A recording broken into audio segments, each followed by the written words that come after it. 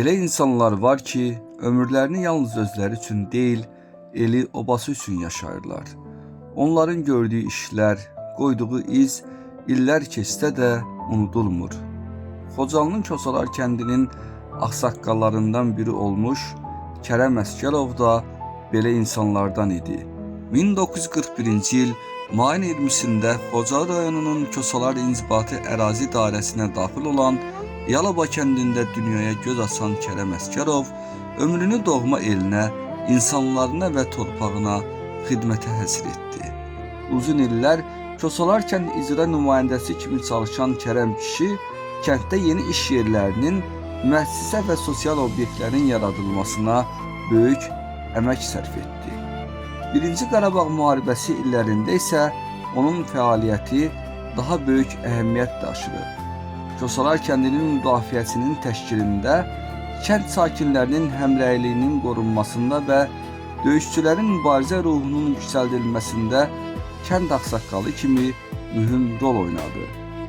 Köçkünlük illərində də elindən ayrı düşən insanların bir araya gəlməsi və onların problemlərinin həlli üçün əlindən gələni etdi.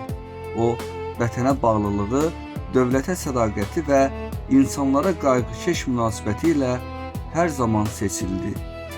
Övladlarını vətənpərvər ruhda böyüdən Kərəm Əsgərov, Azərbaycan bayrağı ordenli şəhid oğlu Xəzani Əsgərovla daim qürur duyurdu.